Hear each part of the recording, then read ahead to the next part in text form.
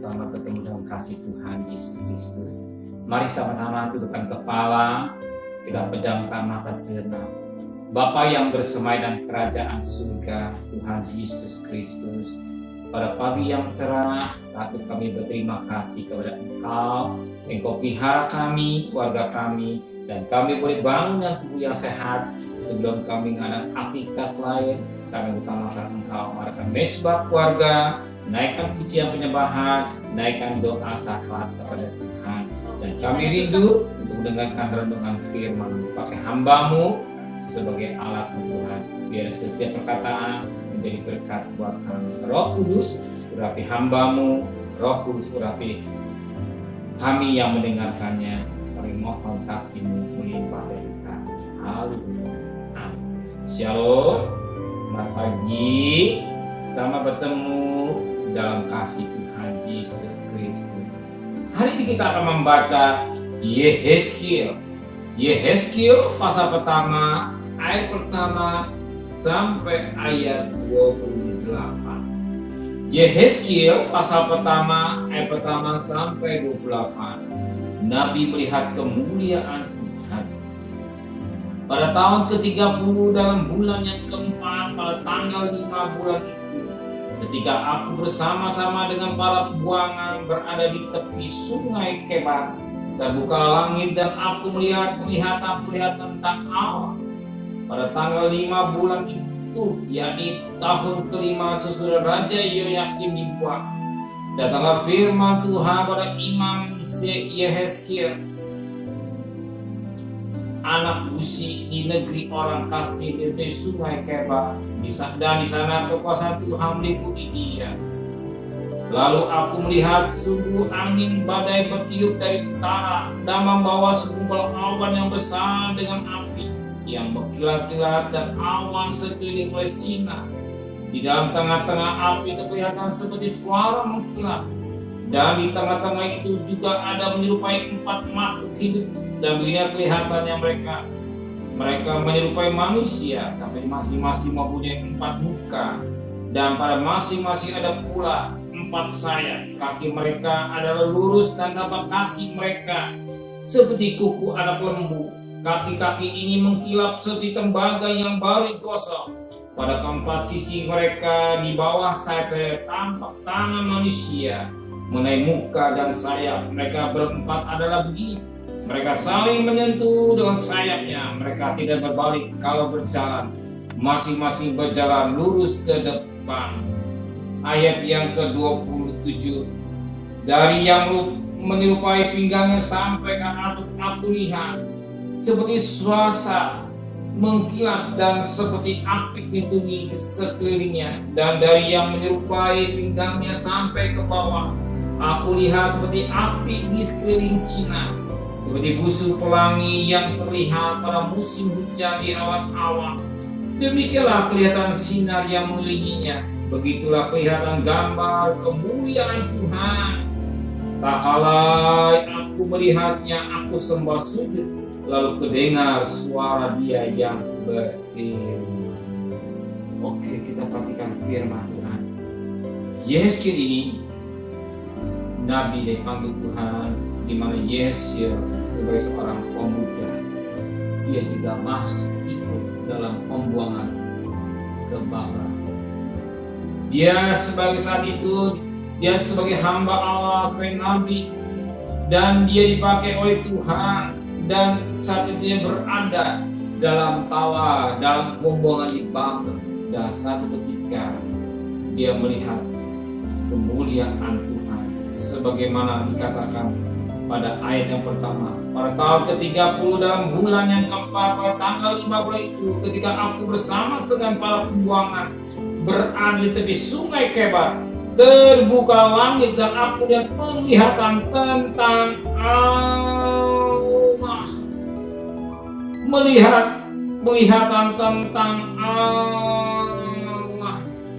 tentang Allah di dalam kemuliaannya, sebagaimana Wahyu pasal 19 ayat 11.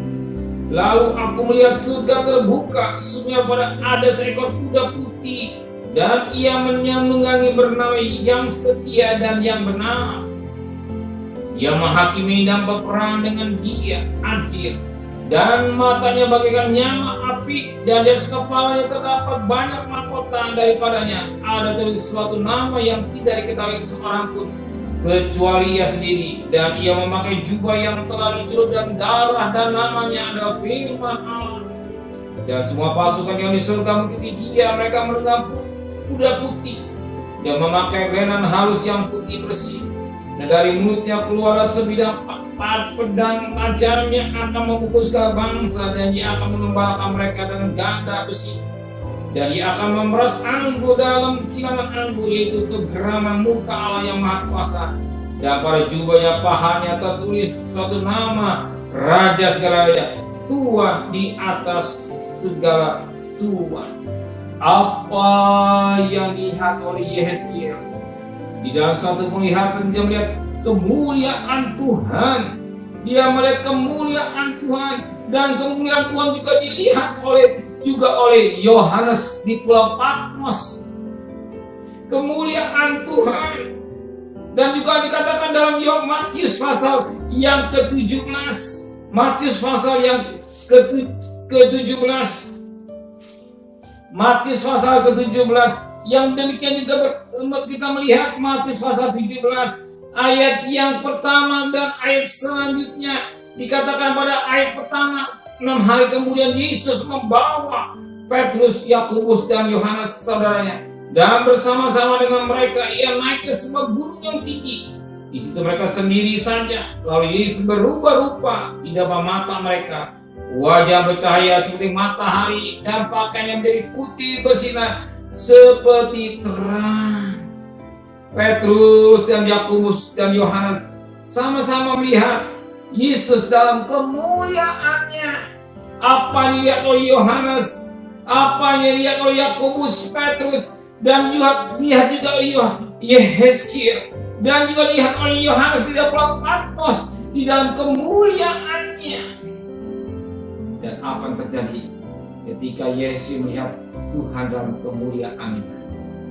Dan dikatakan pada ayat yang ke-28, seperti busuk pelangi yang terlihat pada musim hujan di awan-awan, demikian sinar yang mengelilinginya, begitulah kelihatan gambar kemuliaan Tuhan. Kala Yehezkiel melihatnya, ia sembah sujud, dengar suara dia yang berfirman. Betapa penting kita melihat kemuliaan Tuhan.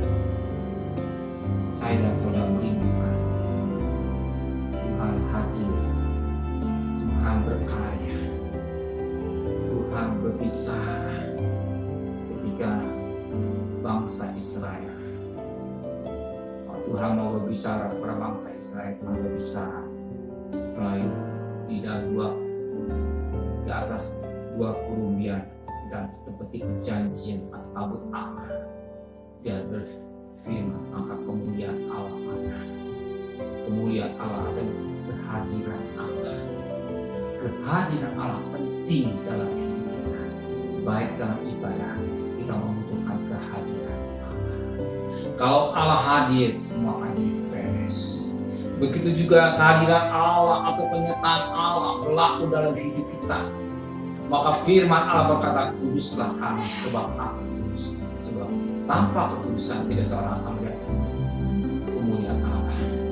Betapa penting kita hidup dalam kekudusan, sehingga kita bisa melihat kemuliaan Allah. Kita penting dalam kesucian. Dan Yehezkiel boleh dapat kemurahan Tuhan, melihat kemuliaan Allah. Dan ketika dia bilang Allah berbicara, kita rindu setiap saat kita ibadah atau kita baca firman Tuhan, kita mohon Tuhan hadir, dan Tuhan berbicara melalui firman-Nya kita, sehingga kita diingatkan, dididik, disadarkan, dicelitkan mata rohani kita, sehingga hidup kita ini kita jalani. Dan pada pagi hari ini kita mohon kemuliaan Tuhan hadir, kehadiran Tuhan dalam ibadah doa pagi atau tepatnya mesbah warna, mesbah kita. Sebab firman Allah berkata dalam Matius 18 ayat 19, jika 2 orang atau 2 dan 3 orang saja, ya, buat orang berkumpul dalam namamu, aku ada, engkau hadir. Biar kehadiran Tuhan ada pada pagi hari ini. Kita undang Tuhan hadir, dan kita berdoa dengan sungguh-sungguh. Kita naikkan pujian penyembahan, kita naikkan doa syafaat, kita boleh mendengarkan renungan firman Allah. Kita membutuhkan hadirat Tuhan turun, hadirat Tuhan turun, dan Tuhan juga besertai saudara. Ketika saudara bekerja, saudara mencari nafkah, sebagaimana firman Tuhan 1 Yohanes pasal 6 ayat 17. Tuhan, kita satu roh dengan Dia. Kita mohon kepada Tuhan hari lepas hari. Kita mohon kepada Tuhan berhadirat atau Tuhan berkali dan kita bagi kita satu roh dengan Dia. Kalau kita satu dengan roh dengan Dia, hidup dan berkudusan. Ya, mohon kepada Tuhan dan selalu berusaha hidup sesuai dengan kehendak Tuhan. Sebab Tuhan kata, kuduslah kamu sebab aku kudus. Tuhan memberkati. Benar Bapa di Yesus surga, di Yesus melihat kehadiran Engkau dalam kemuliaan-Nya. Dan Yohanes juga melihat dalam kemuliaan di Pulau Patmos. Dan Yakobus dan Petrus melihat kemuliaan Allah, kehadiran Allah. Engkau hadir di antara 2 kerubia, Engkau hadir dalam rumahmu, Engkau hadir dalam gerejamu, Engkau hadir dalam tempat ini, di mana 2-3 orang berkumpul dalam nama Engkau, Engkau ada. Biar hadirat Allah ada dalam rumah tangga kami, hadirat Allah beserta dengan dan kami tetap lekat dengan Tuhan. Sebagaimana 1 Yohanes 6 ayat 17, lekat dengan Tuhan, satu roh dengan Tuhan. Pimpin kami semua dalam kekudusan-Mu. Jangan kami melakukan perkara najis, kotor, campur, perkara yang tidak baik. Sepanjang hari ini kami mencari nafkah. Pergi dengan selamat, pulang dengan selamat. Kami serahkan keluarga kami bagian dampingan bagikan kami berada di Goshen, sehingga sebagai gembala yang baik. Itulah berada, tapi Tuhan selalu melindungi bangsa Israel. Engkau juga akan melindungi kami sepanjang hari. Kembalikan kami pada besok pagi dalam tubuh yang sehat dengan tidak kurang satu apapun juga. Berkati Bapak Presiden, Wakil Presiden, para Menteri, para Gubernur, para Bupati, para Wali Kota, para Camat, para Lurah, para RW, para RT, para Minis, para relawan, para TNI, para Polri, bahkan mereka yang bekerja di depan. Terima kasih Bapa di surga. Biarlah yang sakit semakin berkurang banyak Tuhan, bahkan yang mati semakin berkurang banyak. Apalagi yang sehat, yang sembuh semakin banyak Tuhan.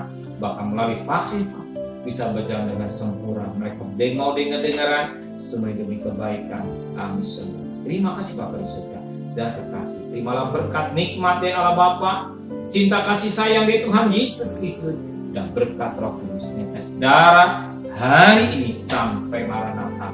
Tuhan Yesus datang, yang cinta Dia katakan amin. Tuhan memberkati.